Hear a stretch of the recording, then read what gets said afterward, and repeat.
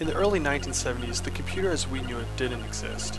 Computers were big, expensive machines owned by universities, corporations, or the government.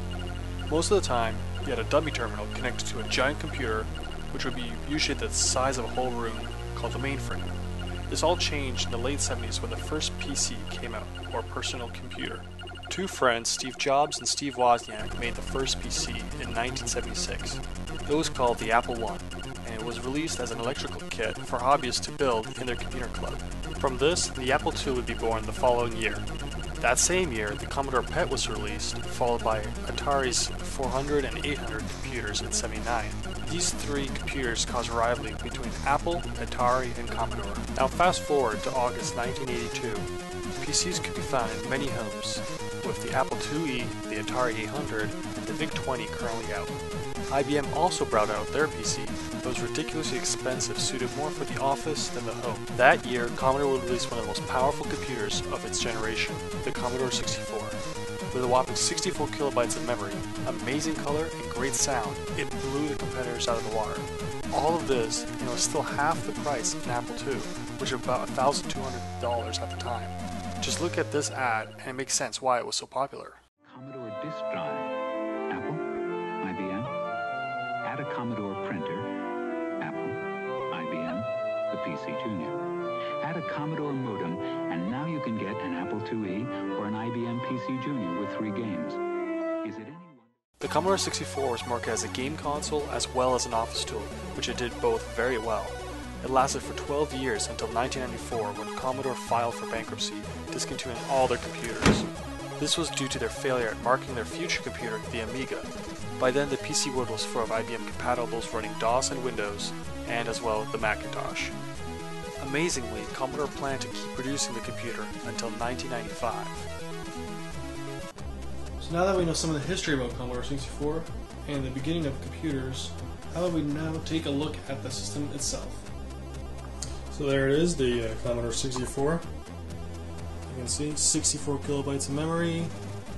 Okay. There's actually a French side to it. Most of the cover is in French. I guess this was bought in Quebec. Let me flip it over. As you can see, it's all in French.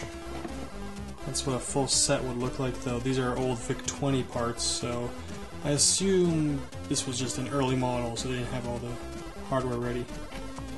Pretty much, so let's open her up. We got a little bubble wrap here, keep it safe. And there we go, we have the Commodore 64. This here is just a user guide. Amazingly, it's like 10% how to use the system, and the rest is all about programming the Commodore 64. So it's pretty interesting read. I guess you can see sprite graphics, advanced basic, regular basic, just novice basic. We have a power bar, power supply. It's gigantic, it's heavy. There's the Commodore stamp on it. So let's put that there. These two cables are for the floppy drive. It's just a power cable, data cable. This actually doesn't come with Commodore. It's a tool you can buy on eBay. It pretty much connects your floppy drive to the to your PC, and then you can transfer programs you download onto the Commodore floppies. It's good if you want to try games that you wouldn't buy on eBay.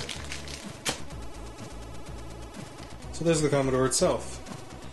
As you can see, it's a full keyboard, though it's different than a regular PC keyboard. Like, for example, the equals has its own button, the plus and minus have their own buttons. The cursors, you have to hold shift and then this or this to go up or left. You have 4 F keys, plus another 4, look angle, if you hold shift and push that. So, let's put that aside for now. Okay, what else do we have? This is pretty funny. Oh, that's upside down. It's a 90-day warranty. It's turned yellow. That's how old it is. And this is just a manual and a bonus pack full of different software that came with the system. Yes, they loaded games on the cassette. Or not games, just any program was loaded on the cassette. That's not really important, they're not really that interesting. So let's go to the console itself. So there's the Commodore again. As you can see, not only do you have the regular keys, you also have little ASCII art things you can do alternatively. You have a Commodore key in case you have to do something. Shift. This is like, just needs caps lock.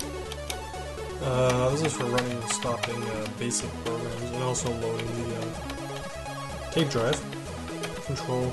Strangely, they put control all the way over here. And you got a little back key there. That's pretty much the keyboard. So let's go to the side. So you got two controller ports for either a mice, a joystick, steering wheel, different types of controllers like that. Pretty sure there was a steering wheel actually. Your on and off switch just flips on.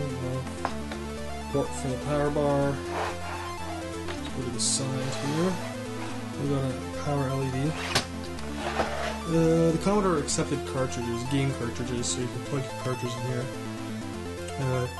RF port plus channel switcher in case you were going to use RF cables to plug in. This is on the left is the digital out. Interestingly, yeah, how most things are, it's yellow is video, and white is mono sound, and red is stereo sound. But in this case, it's different. White is mono sound as always, but yellow is chroma, and red is luma. So pretty much it splits the two video cables into two different parts, one for color and one for brightness, which is pretty interesting. And this is your serial port. This is for floppy drives, hard drives, things like that. Here is the data cassette port. This is where you plug in your data cassette for loading tapes. And finally an expansion port for plugging in modems, RAM upgrades, pretty much anything of that sort. Now I'll show you some of the peripherals that with the system. So now you might be wondering, what is this big behemoth here? Well, it's the floppy drive. Yeah, that thing is gigantic. The reason why it's so big actually is because there's a separate computer in here to take off all the loading and saving work from the Commodore, because it's, of course, it is a primitive old computer, so that would have taken a lot of work for the Commodore to do. So instead they made a separate computer for the floppy drive, and that's why it's so big. You have a power LED here that lights up when it's on, and a read-write red LED here. And loading a disk is pretty much insert, push down. To eject, you just push that, and the disk flies out. And I'll show you the back. This thing's heavy. I'm trying to drag it around. So you have an on and off switch. This is where the power cable goes. You have a fuse in case, I guess, there's an electrical surge, and it protects it. That's nice. And there's something they say VIC 1541. Is this for the VIC 20? I'm not sure. I would assume this was the Commodore's 64's floppy drive. This is input, so pretty much the reason why there's two of these is, let's say Commodore 64 cable goes all the way to here, and then let's say you have another floppy drive, you can plug here to the next floppy drive, and then that would go into here, and then if you have another one, this would go to the next one, which would go into here, etc., until you start running out of floppy drives, or hard drives even. But other than that, that's pretty much the whole thing. There's a little Commodore logo here, a vent, which I've noticed, if you do this, it makes a squealing noise. Oh, hurts. But, alright. Next up is